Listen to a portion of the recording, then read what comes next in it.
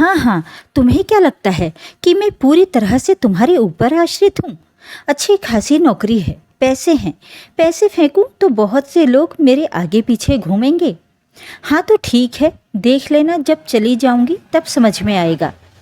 वैसे भी लोग कहते हैं कि जब तक पत्नी साथ होती है उसकी कोई भी कीमत नहीं होती है। असली कीमत तो उसके मरने के बाद ही समझ में आती है। इतना कहते हुए वो चद्दर तानकर गुस्से में पीठ दिखाकर सो गई।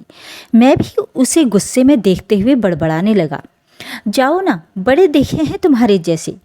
कहते हुए मैं भी उसकी तरफ पीठ करके गुस्से में दूसरी चादर तानकर सो गया। देखते ही देखते मैं पूरी तरह से नींद के आगोश में समा गया। अचानक से लोगों के तेज शोरगुल की आवाज़ मेरे कानों में पड़ी। मैं घर से बाहर निकल आया। गांव की कुछ ही दूरी पर एक गहरा कुआं था। वहां गांव वालों की भीड़ लगी हुई थी। चारों ओर से आवाज़ें आ रही थीं। मैं भी भागता हुआ वहां पर गया, ये जानने के लिए कि आखिर वहां हुआ क्या है। इतनी भीड़ क्यों इकट्ठा हुई है? क्या हुआ, क्या हुआ? चारों तरफ बस सबके मुंहों से एक ही बात निकल रही थी।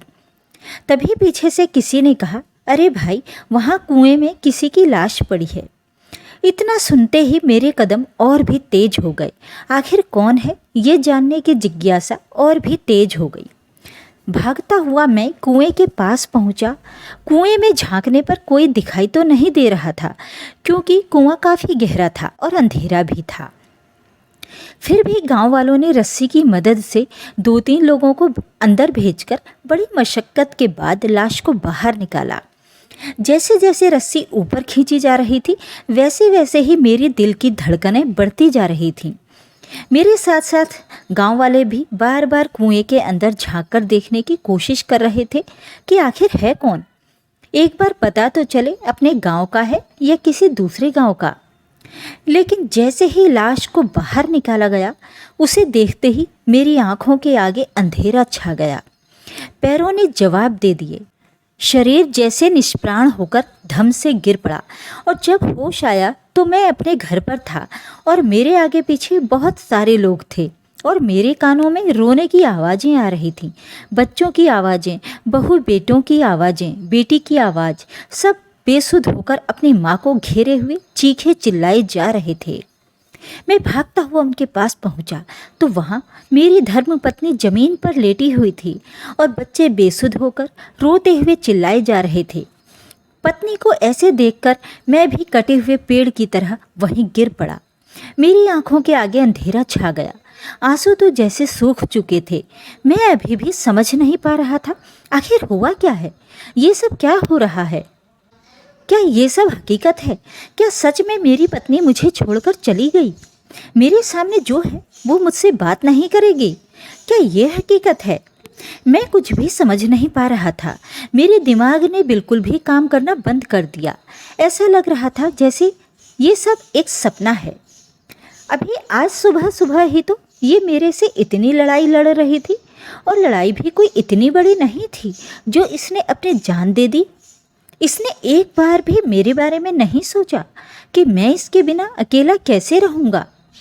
मैं एकटक उसके चेहरे को देखते हुए कांपते हाथों से उसके गालों को सहलाते हुए कहने लगा, क्यों किया तुमने ऐसा?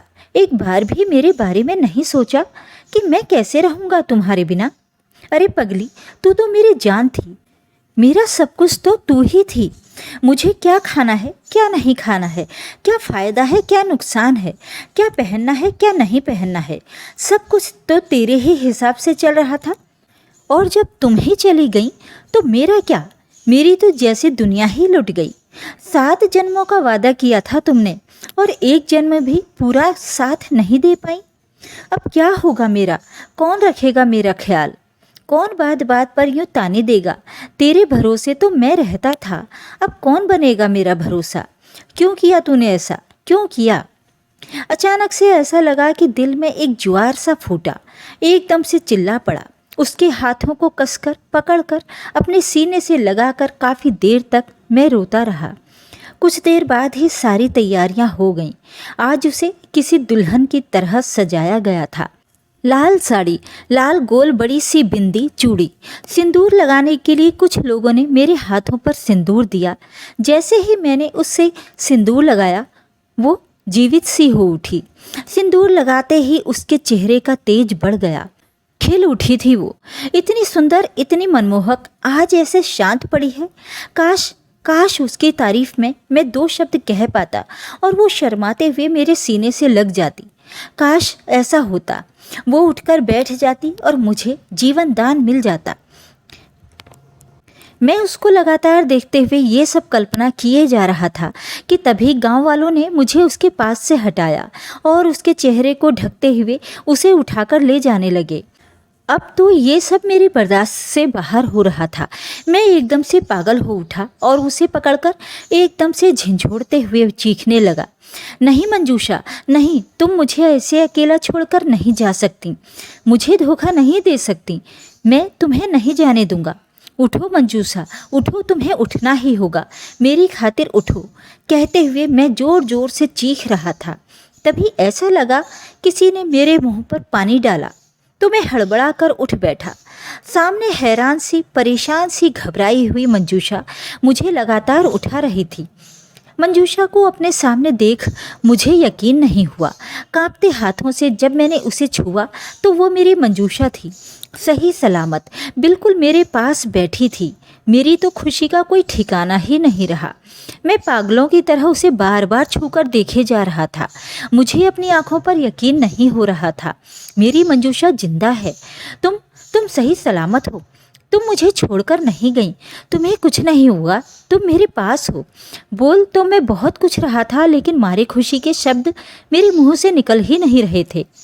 तुम्हें खो देने के एहसास मात्र से ही मैं पागल हो उठा था।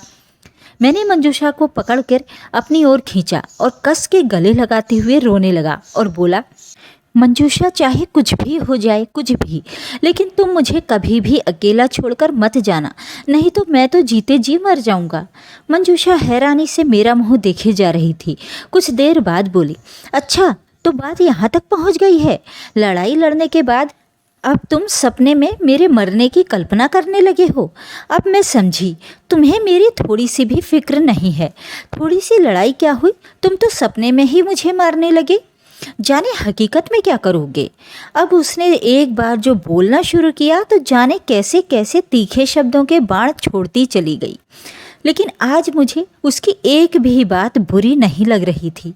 मैं बस मुस्कुराते हुए उसे लगातार देखे जा रहा था। मेरे दिल को तो इस बात की तसल्ली थी कि चाहे जैसी भी हो, जो भी है, मंजूषा मेरे साथ है। ये तो मेरे लिए एक सपना था, लेकिन ये किसी न किसी के साथ एक दिन हकीकत में भी होता है। उसके ऊपर क्या बीतती होगी, ये मैं आज अच्छे से समझ पा रहा था।